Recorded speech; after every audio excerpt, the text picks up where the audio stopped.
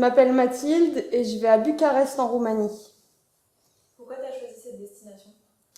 Parce que c'est une destination mal aimée, qu'il n'y a pas beaucoup de gens en fait qui ont envie d'aller là-bas. Et du coup, moi j'ai envie d'aller là-bas. Puisque je connais quelqu'un qui y allait et qui m'a dit mais en fait c'est trop dingue et les gens ils sont trop gentils. Et puis je me suis penchée sur le pays et ça m'a trop plu en fait. Et qu'est-ce qui t'a plu? En fait là-bas il y a une architecture assez mélangée. En fait, enfin, de ce que j'ai un peu compris, c'est que eux, leur culture, c'est pas qu'ils en ont honte, mais ils préfèrent celle des autres à côté. Et donc, ils viennent mélanger, en fait, un peu des bouts de culture partout. Et donc, enfin, c'est ça que j'aime bien, c'est que c'est très cosmopolite comme esthétique. Et t'avais hésité avec quoi d'autre comme choix d'Erasmus? Avec Glasgow en Écosse. Et qu'est-ce qui t'a fait pencher finalement? Il y avait beaucoup de monde qui allait à Glasgow et je me suis dit, je préfère aller dans une destination où je suis sûre d'avoir une place plutôt que de me louper quelque part et perdre mon deuxième choix parce que quelqu'un d'autre aussi l'aurait pris. Et du coup, c'est en quelle langue? C'est anglais? Les cours sont en quelle langue?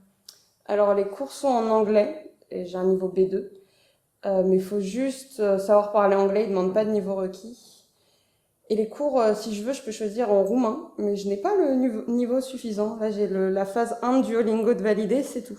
C'est quoi tes conseils pour le portfolio? Portfolio, c'est quelque chose, ils en reçoivent beaucoup.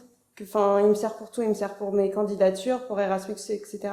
Et c'est quelque chose, les gens en reçoivent beaucoup. Donc tu mets surtout des images, mais quand même un texte si jamais ils se disent c'est quoi ça? En tout cas, c'est comme ça que j'ai fait pour le mien.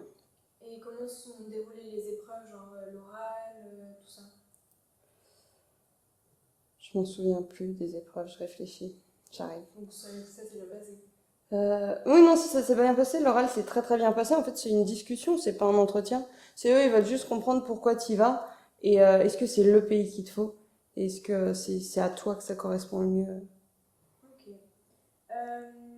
Comment tu vas faire pour le logement là-bas? Là-bas, il y a une résidence. On m'a dit qu'elle était insalubre, sauf que mes parents ne veulent pas que je parte toute seule, donc je cherche une coloc qui sera aussi en Erasmus pour pouvoir du coup diviser le loyer et ne pas habiter toute seule. Ok. Et t'as des conseils pour les futurs L3 qui vont partir en Erasmus? Juste déjà, je pense que c'est important de faire un Erasmus, c'est une expérience, ça t'ouvre sur complètement autre chose. C'est la façon de voir une autre pédagogie sans vraiment changer d'école et pouvoir revenir ici. D'avoir un autre type d'enseignement. Il y a des écoles qui sont plus urbanisme, plus histoire, plus artistique, donc c'est aussi le moment d'aller tâter les domaines qu'on aime bien. Et puis c'est découvrir un pays, une culture, c'est bien quoi. Quelque chose à rajouter ou... Faut faire attention aux deadlines, c'est important. Parce que des fois on oublie et on part pas, et c'est triste. Ok. Merci beaucoup. Et pas de rien. Facile.